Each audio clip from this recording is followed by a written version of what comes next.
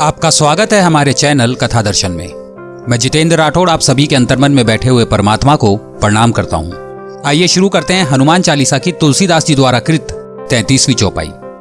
तुमरे भजन राम को पावे, जन्म जन्म के दुख बिसरावे। आपका भजन करने से श्री राम जी प्राप्त होते हैं और जन्म जन्मांतर के दुख दूर होते हैं। तुलसीदास जी लिखते हैं कि हनुमान जी का भजन करने से भगवान श्री राम खुश होते हैं तथा सब प्रकार के दुख दूर हो जाते हैं और सुख की प्राप्ति होती है। यहाँ तुलसीदास जी का आग्रह है कि हमें संतों के भजन गाने चाहिए, भक्तों के भजन गाने चाहिए, क्योंकि उसमें जीवन विषय तत्व ज्ञान भरा हुआ होता है। जीवन समझाया गया होता है, क्या होना है, क्या करना चाहिए तथा क्या बनना चाहिए, यह सब उन भजनों में होता है। आज तो भजन केवल लोकप्रियता प्राप्त करने का साधन मात्र बन गए हैं। जो गाया है वो टिकता है, गद नहीं टिकता, पद टिकता है। आप प्रवचन सुनकर घर आए कि सब भूल जाते हैं, परंतु एक आधा लकीर पद में सुनी होगी तो उसे गुनगुनाते रहेंगे, वह ध्यान में रहती है। परंतु केवल गाने से क्या लाभ, भीतर से बदलने का प्रयत्न करना चाहिए। जो भजन हम गुनगुनाते हैं उन पर चिंतन कर उस अनुसार जीवन को बदलने का प्रयत्न करना चाहिए। इसलिए तुलसीदास जी लिखते हैं कि आप भक्तों के भजन गाओ तो आपसे प्रेरणा मिलती रहेगी, भाव बढ़ेगा और धीरे धीरे जब उस अनुसार जीवन बदलेगा तो उससे भगवान की प्राप्ति होगी। तुम्हारे भजन राम को पावे। भजन भगवान को खुश करने के लिए होने चाहिए, ना कि लोगों को खुश करने के लिए। चक्रवर्ती राजा धनु के दरबार में एक गायन सम्राट था, सुरमोहन। एक दिन राजा सुरमोहन का संगीत सुन रहे थे और उनका मन खुश हो गया और खुश होकर उन्होंने कहा, सुरमोहन, सचमुच तुम्हारे संगीत में जादू है। मेरे विचार से इस संसार में तेरे जैसा संगीत, तेरे जैसा गायक मिलना दुर्लभ है। सुरमोहन प्रामाणिक था। सुरमोहन ने कहा, नहीं राजा, मैं आपके विचारों से सहमत नहीं हूँ। राजा ने पूछा, तेरे से भी अच्छा कोई गाने वाला है? उसने कहा, हाँ राजा, मेरे से भी अच्छा गाने वाला इस संसार में अभी मौजूद है। राजा की जिज्ञासा बढ़ने लगी। उसने पूछा, कौन है वह? सुरमोहन ने कहा, वह मेरे गुरुदेव हैं। उनका संगीत आपने नहीं सुना। यदि आप सुनते तो आप कदापि ये बात ना कहते। राजा की अब सुरमोहन के गुरु की संगीत सुनने की इच्छा हुई।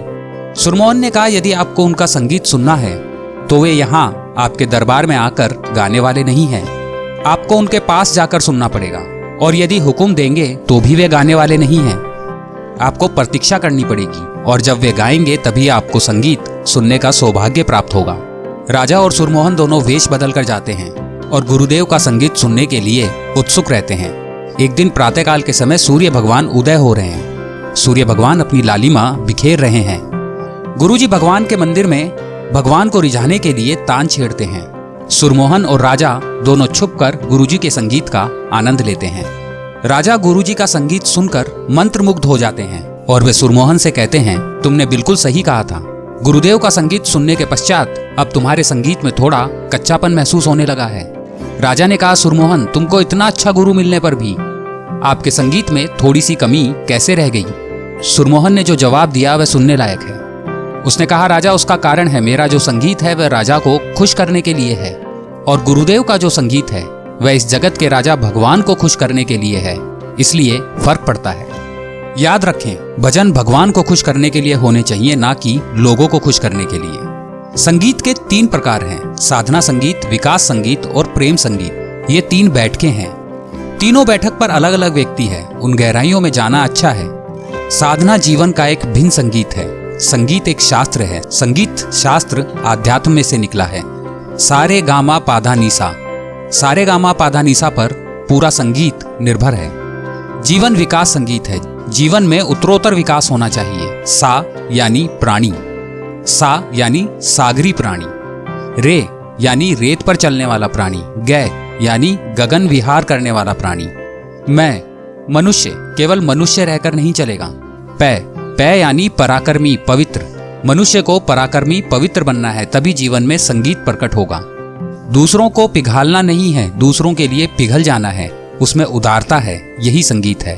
धै यानी धर्म से चलने वाला, नी यानी नियमन करने वाला, और सा यानी जिसे साक्षात्कार हुआ। ये इस प्रकार है। अमीबा से प्रारंभ करके मनुष्य मुक्त होने तक का वर्णन है सारे गामा पाधा नीसा। ये जीवन संगीत बहुत सुंदर है।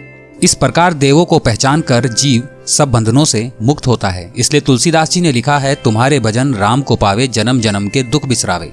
हनुमान चालीसा के 34वीं चौपाई में श्री तुलसीदास जी लिखते हैं, रघुनाथ जी का धाम कैसा है। आगे के क्रमांक में उसका वर्णन है। कमेंट बॉक्स में जय श्री राम लिखकर हमारा उत्साह बढ़ाइए। आपको हनुमान चालीसा का यह क्रमांक अच्छा लगा तो इसे लाइक करें, अपने दोस्तों और अपने परिवार के साथ इसे शेयर करें। ऐसे रोचक क्रमांक आपको आगे भी सुनने को मिलते रहें, इसके लिए हमारे चैनल को आप अभी सब्सक्राइब करें।